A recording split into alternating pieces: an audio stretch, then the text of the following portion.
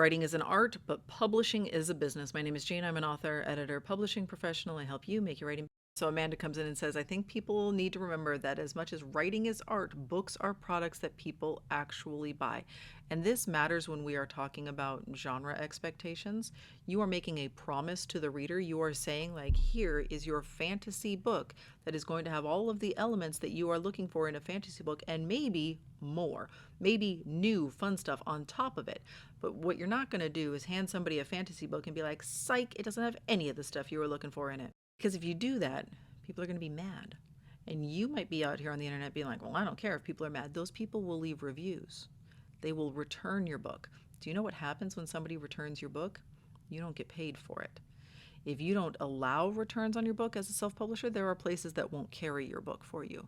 So you can't be out here being like, I'm going to teach everybody a thing or two about what it is they actually like in books, and I'm going to teach them how to actually be good at reading books, because you're just going to make people mad.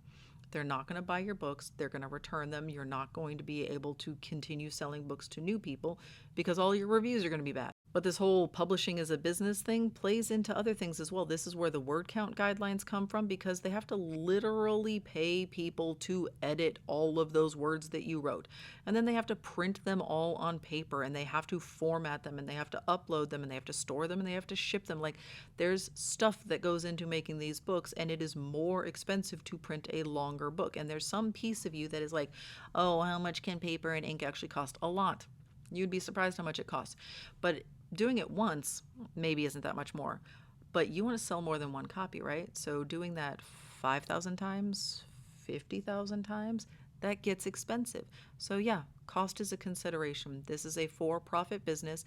And I often say, like, you can stay mad about that. And I don't mean that to be flippant. I genuinely mean, like, you can stay mad about the fact that your art has to blend with business. But you don't have to pursue publication.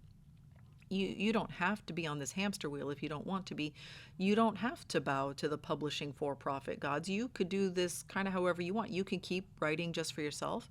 It can be a hobby. It can be a joy. It can be your own private secret thing that you don't share with anybody and you don't pursue for profit. Just because you love something doesn't mean you must try to get paid to do it. And if the publishing as a for-profit business line makes you angry, consider not doing that, and maybe you will be happier.